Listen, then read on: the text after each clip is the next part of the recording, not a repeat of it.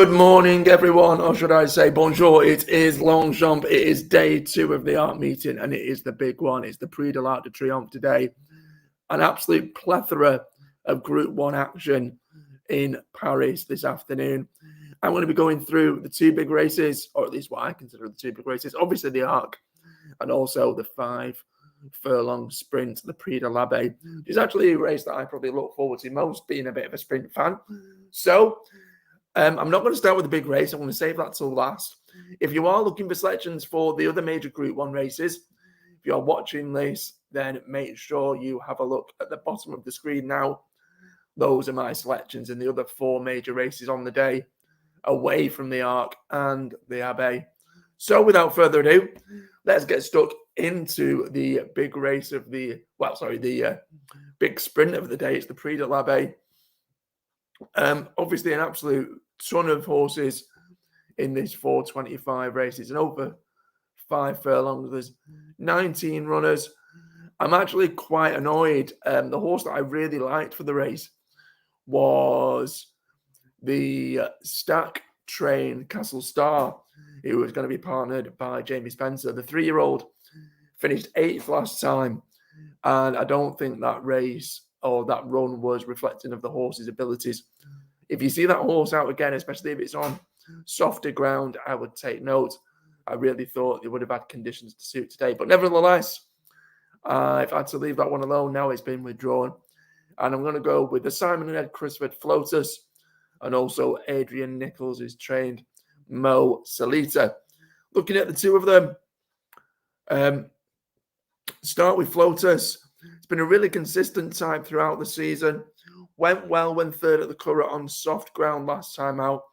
Should be a horse that acts on this sort of surface. And I think that's going to be very telling for these sprinters. Only a 3-year-old, has room for improvement. And I think William Buick is a very decent booking. The other one, as you can see on there, is Mo Salita. Not the most prolific in terms of wins. It's certainly not won this term. However, the horse did finish 4th in this race last year. Jason Hart is a very capable jockey, and I think at a decent double-figure price. Currently 14-1, has been attracting support back from 20s. Mo Salita is another each-way hope. Those are my 2 for the big sprint race of the day. Obviously, the big race is the Arc, and these are my 2. Now, obviously, it's a really competitive renewal this season. I don't think we have a standout star in the race, in the sense that there's not a horse that's been, how do I say this politely? There's not been a standout blistering superstar that's entered. Verdini could have been that horse, but obviously finished 3rd last time out. Alpinista, perhaps a bit unfairly, has always been written off in the sense that the fact that she's of the fairer sex, despite the fact she's won the last 5 races, has perhaps been overlooked. Luxembourg has been lightly raced this term and still had question marks to answer, despite winning last time out and proving some of his doubters wrong. Torquato Tasso won this race last year, but again isn't the most prolific. 2 runners-up spots in his last 2 starts. Title holder is a Japanese hope. Always have a decent runner or 2, but don't seem to quite live up to expectations. Westover has been nibbled a little bit in the market for Rafe Beckett. It's won 2 of its 4 starts this term. But again, it sort of swings and roundabouts form-wise. Sort of be up and down.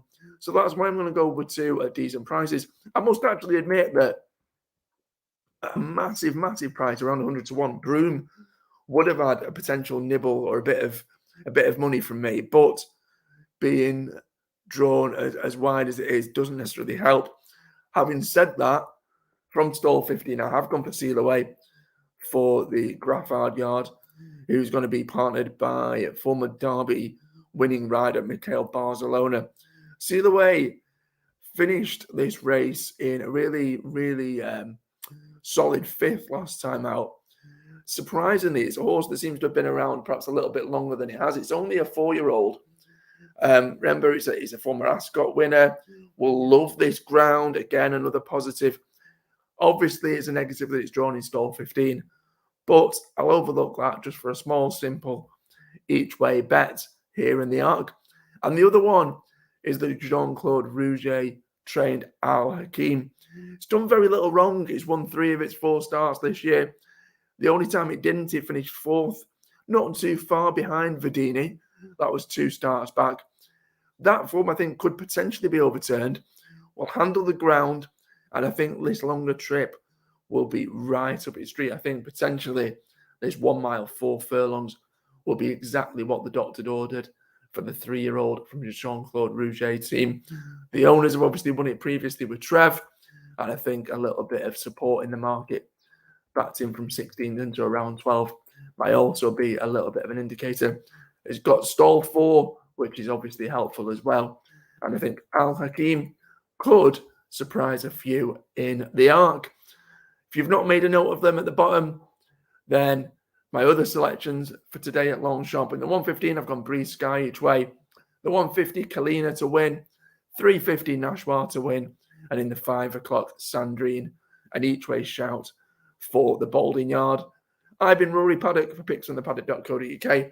As always, any likes, comments and shares, very much welcome. Fingers crossed, touch wood, and good luck if you follow.